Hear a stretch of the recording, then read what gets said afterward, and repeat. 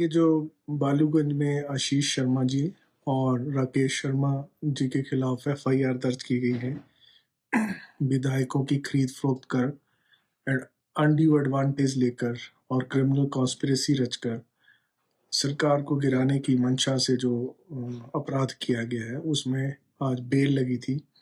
उस बेल में कुछ देर तक बहस हुई तथा फिर माननीय न्यायालय ने कहा कि अभी क्योंकि इन्वेस्टिगेशन अभी प्रिलिमिनरी स्टेज पर है, जिसमें हमने कहा कि अभी इन्वेस्टिगेशन प्रिलिमिनरी स्टेज पर है।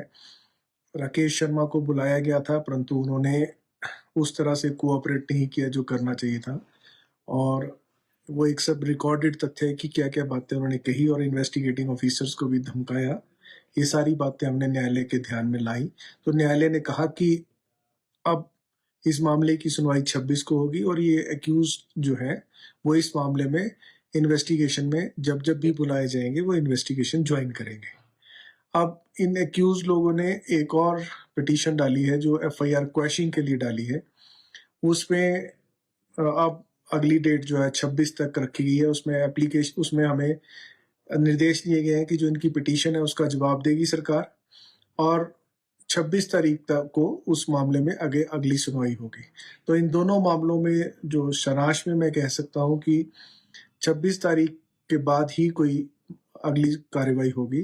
तब तक इन्वेस्टिगेशन जमानत की अवधि क्या 26 तारीख तक ही बढ़ी? हाँ, अब अग्रिम जमानत की जो अवधि है वो 26 तारीख तक बढ़ी है, और अग्रिम जमानत की शर्तों के अनुसार उन्हें जब भी पुलिस अधिकारी थाने में बुलाएंगे या इन्वेस्टिगेशन के लिए बुलाएंगे, उन्हें आना पड़ेगा। एक बात आपने कोर्ट में और भी कही है कि राकेश शर्मा धमका रहे हैं जांच अधिकारी को और कह रहे हैं सरकार 2 महीने की मेहमान है और वो आत्महत्या करने जैसा कठोर कदम उठाने की भी चेतावनी दे रहे हैं।